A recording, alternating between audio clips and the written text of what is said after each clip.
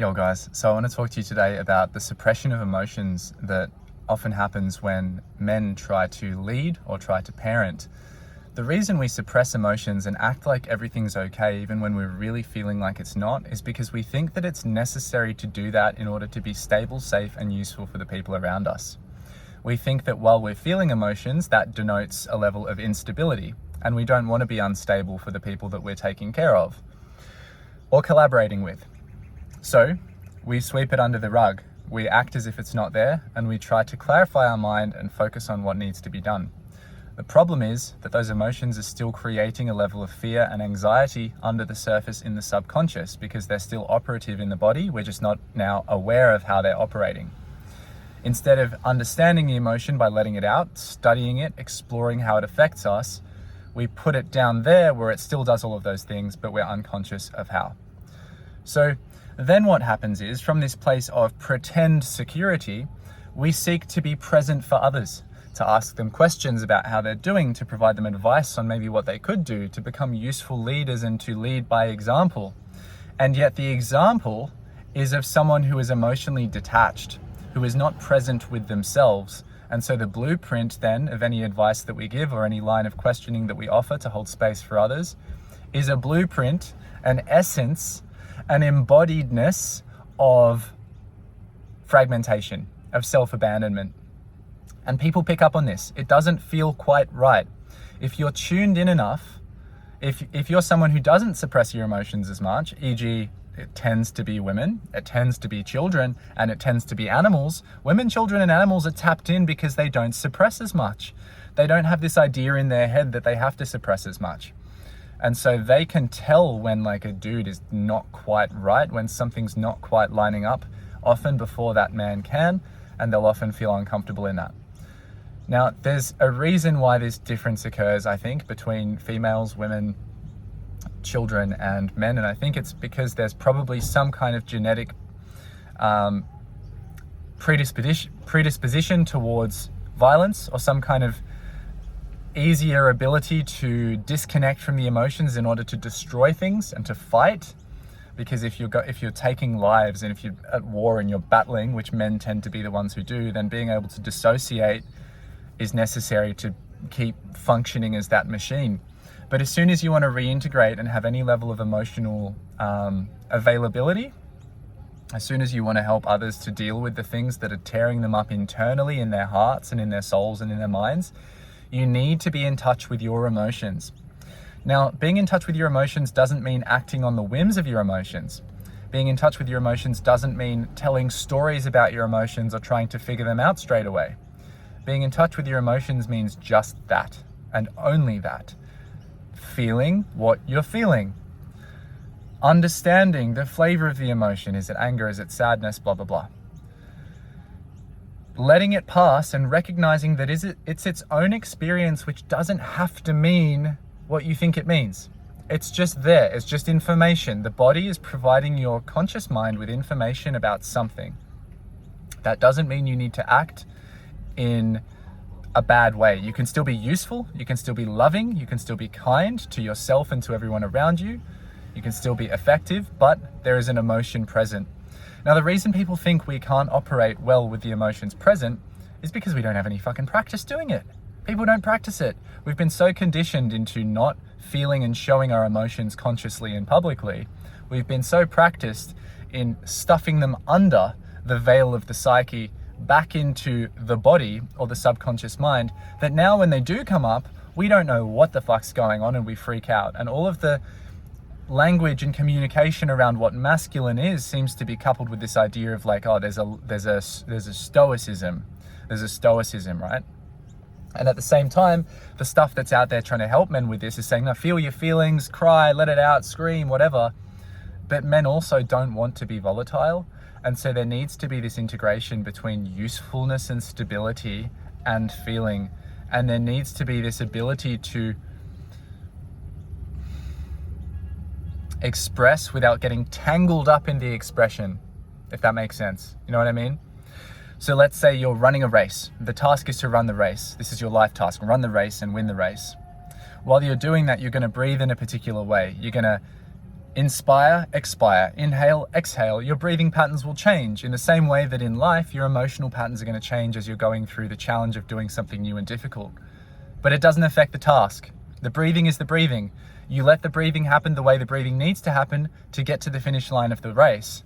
So you let the emotions come in and out and go and flow without letting it affect the outcome of getting to what you need to do, which is that useful, loving, value-based, for the good of self and others thing, okay?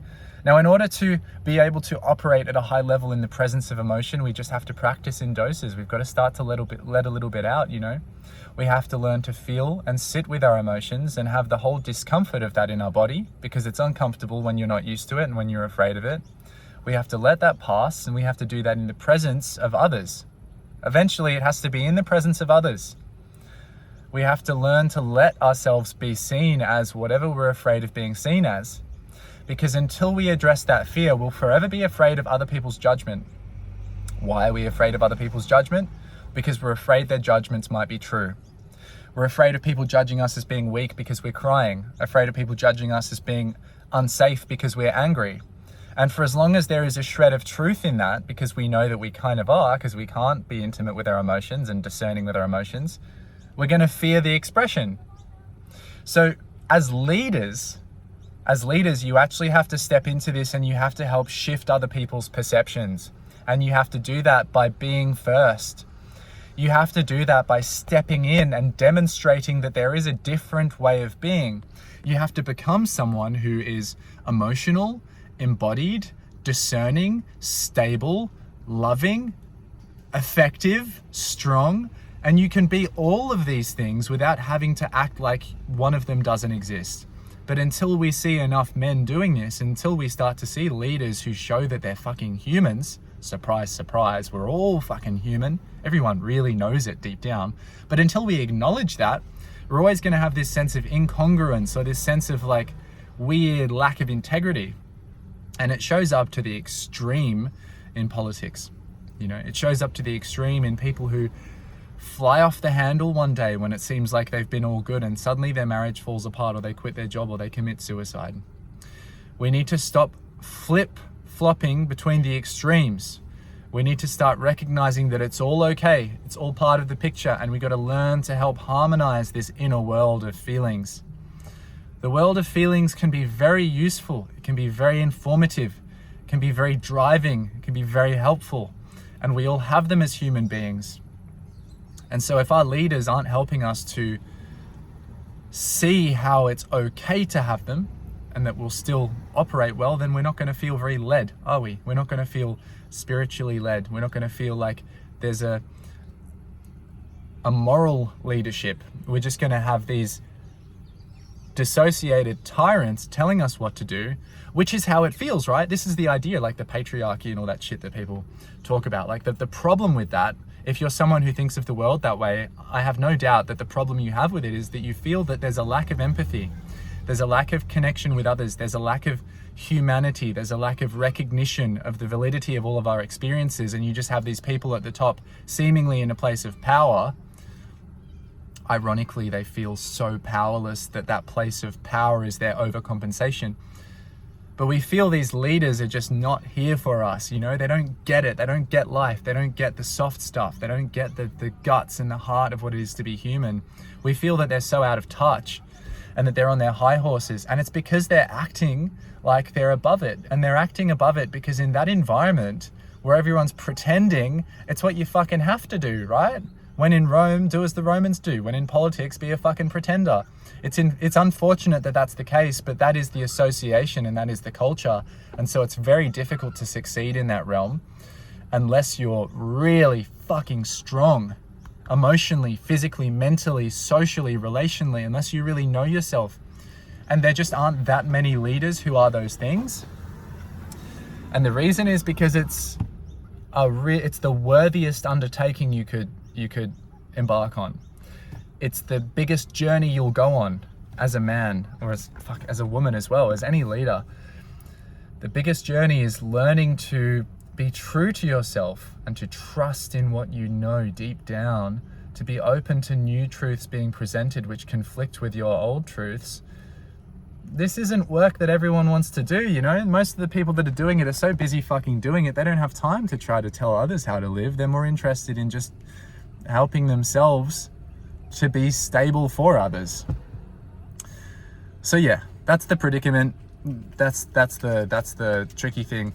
I think to a degree, this is why sometimes people trust athletes, maybe, although athletes often suppress emotion too, but this is why we sometimes trust people who've been in more physical or embodied fields. You know, like if you've been watching the American election stuff, like RFK Jr., you know, like he's feeding his ravens or whatever, he's picking up snakes.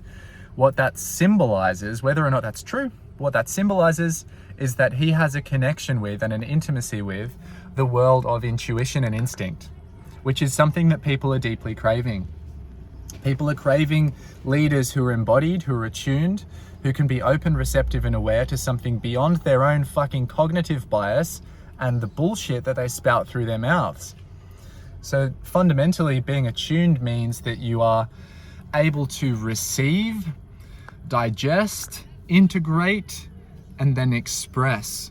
And that is an in-touch, give and take process where you're like engaging with the world around you, connecting, feeling, you're exposing yourself and the world is exposing itself to you. You're revealing your true nature and the world's true nature is being revealed to you. Inhale, exhale. But when we're not living that way, that's not what we get. So yeah, you've suffered because of this. Everyone has. I've suffered, you've suffered. You can be sure that anyone who's suffered has suffered to a degree because someone around them early in their life, or someone recently, or someone making world decisions has been suppressing something, has been lying in some way, perhaps a well-meaning way to protect people, but they've been lying and they haven't been speaking to the truth of the human condition. So if you want that not to be the case for the next generation and for your children and for your friends and within your romantic relationships, you need to create spaces where you show emotion, you feel emotion, you don't tell a whole story about emotion, you bring it in with a hug, and then you get to work doing that really important vision-based thing which benefits you and benefits others. We need to stop fucking with our emotions. We need to just let them be, not be as reactive and scared of them. Just do what we need to do anyway.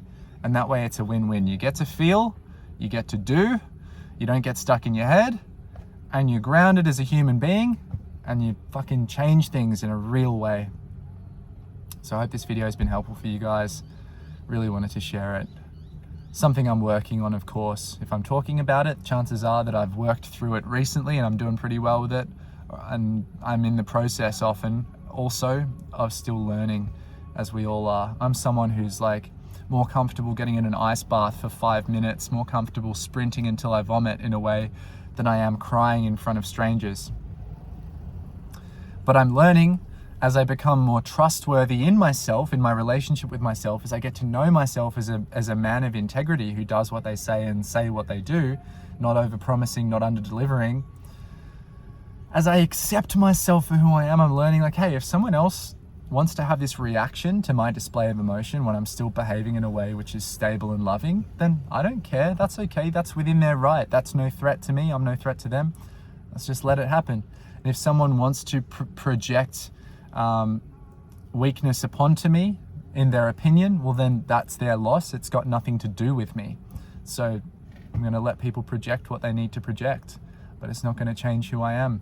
That is the fundamental essence that I'm moving towards of being an integrated man. It's the sense of I don't need others to see me a particular way to know who I am. And I think that is the beginning of self-leadership. And when we really start to self-lead, then we can, others just trust us. We don't have to ask for that position of leadership. Others offer it to us because they're tapped in. We feel the safety and we feel the safety and the congruence in our bodies. And we think, yeah, that person's like, they're sincere, they're honest. So I trust them. All right, end of the video. Much love. Take it easy. Speak to you soon.